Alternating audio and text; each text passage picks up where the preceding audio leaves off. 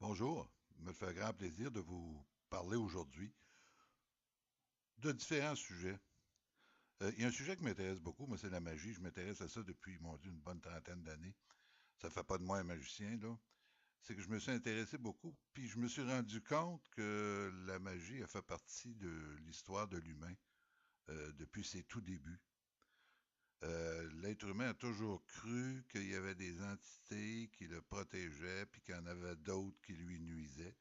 Il y avait des bons, il y avait des dieux qui étaient bons, puis d'autres des démons qui étaient mauvais, qui étaient responsables de tout leur malheur et qu'ils pouvaient, en priant, en faisant des sacrifices, obtenir des faveurs, par exemple, de leur dieu ou bon, bref, pendant toute l'histoire, on retrouve ça dans les grandes civilisations anciennes, que ce soit la Grèce, que ce soit l'Égypte, par exemple. On n'a qu'à penser à la légende du livre de Thoth en Égypte, qui dit que celui qui réussira à décrypter, à décoder ce livre, aura les pouvoirs immenses, les pouvoirs des dieux. Or, à ce jour, selon les chercheurs, ce livre est une légende. On a trouvé des tablettes qu'on a déchiffrées, mais que peut-être qu'on n'a pas réussi à décoder. Peut-être que ça existe.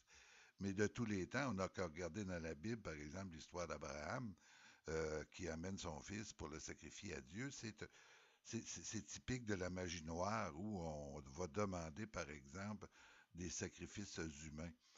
Euh, si on s'en va dans le sud, chez les Mayas, par exemple, et chez les Incas, ben, il y avait aussi des sacrifices humains qu'on dédiait à leur Dieu à ce moment-là. Il y a eu à travers l'histoire des histoires. La magie a causé également des histoires terrifiantes. Par exemple, au Moyen Âge, on brûlait des supposées sorcières qui étaient en fait des femmes qui avaient acquis une certaine connaissance des plantes et qui guérissaient les gens. Ils ne faisaient pas de mal aux autres, là. Ils guérissaient des gens. Puis c'est les ignorants qui les poursuivaient pour les brûler. On les torturait presque à mort pour leur faire avouer, par exemple, qu'elles étaient possédées du démon. Euh, la religion, à travers les siècles, on n'a qu'à penser à la Grande Inquisition espagnole, par exemple, qui a causé énormément de victimes en disant qu'elles étaient possédées du diable, par exemple. Moi, la magie, en lisant tout ce que j'ai pu lire, j'y crois, sauf que la magie, on colle pas des entités comme ça, là, tu sais, je veux dire, les archétypes sont enfouis au fin fond de notre subconscient à tous et chacun d'entre nous.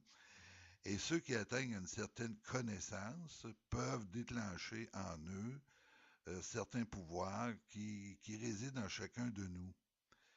Et je dirais qu'avec la connaissance vient une grande responsabilité.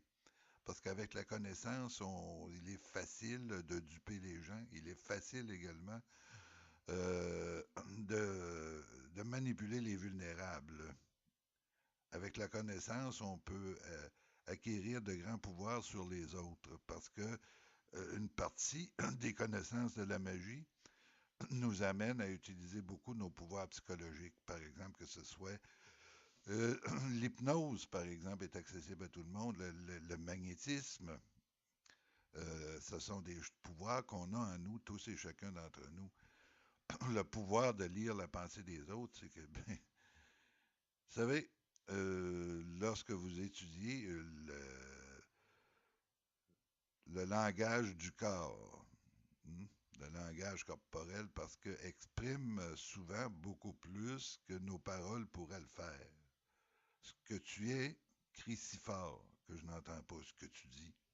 C'est une phrase, pas moi qui l'ai inventée, cette phrase-là, mais je la trouve extraordinaire dans le sens que, oui, parfois votre corps exprime complètement l'inverse de ce que vous êtes en train de me dire. Il est aussi incroyable à travers l'histoire de voir ce que la magie a fait, puis comment les gens y croyaient. Les gens, par exemple, avaient des talismans qui gardaient ces jeux. Il y a encore de nos jours le marché des objets magiques est très prolifique et rentable. Cependant, il y a des gens qui ont fait de grandes recherches dans la magie pendant presque toute leur vie. Ils ont consacré leur vie. Et on va retrouver un peu partout, même chez les hindous, par exemple, dans toutes les races, les Chinois, les hindous, les Égyptiens, les Perses, les Grecs, tout à travers les Romains, à travers les âges, puis un peu plus proche de nous autres, les civilisations comme la France, par exemple, comme les Anglais. Il y a toujours eu de la magie omniprésente dans ces trucs-là. D'ailleurs, les Américains, si on regarde bien, leur symbole, c'est le symbole de la franc-maçonnerie. C'était le symbole qu'ils ont, c'était ce que j'appellerais, moi, le symbole de Salomon. On dit beaucoup que Salomon était un grand magicien. Euh, et la reine de Saba, qui est venue le visiter, était une magicienne, en tout cas une grande reine, parce que la reine de Saba devait, pour régner, rester vierge.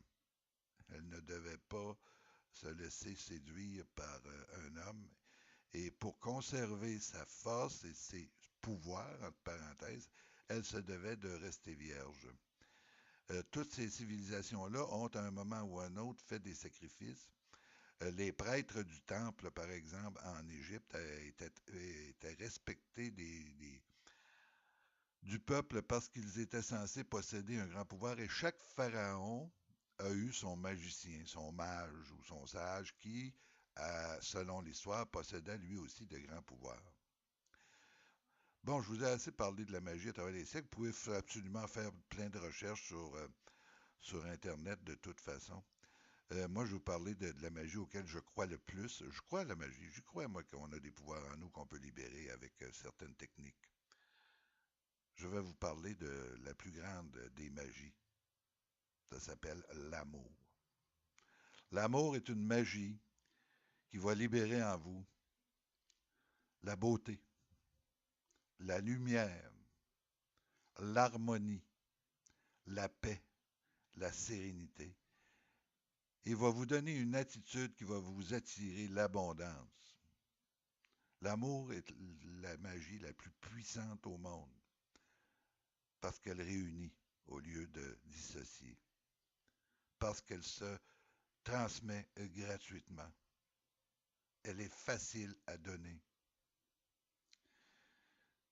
mais souvent difficile à recevoir.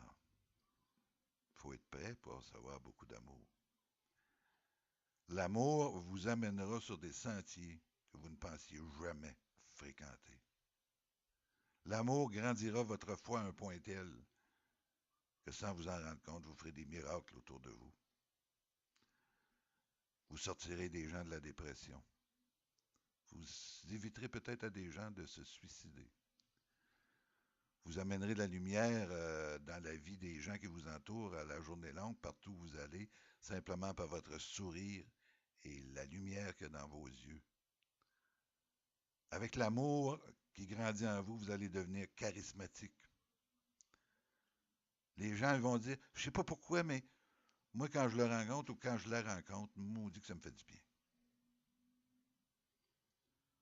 C'est pour ça qu'aujourd'hui, je voulais vous transmettre un peu d'amour. Laissez grandir celui que vous avez dans votre vie. Soyez bon, soyez bonne pour vous. Merci de m'écouter.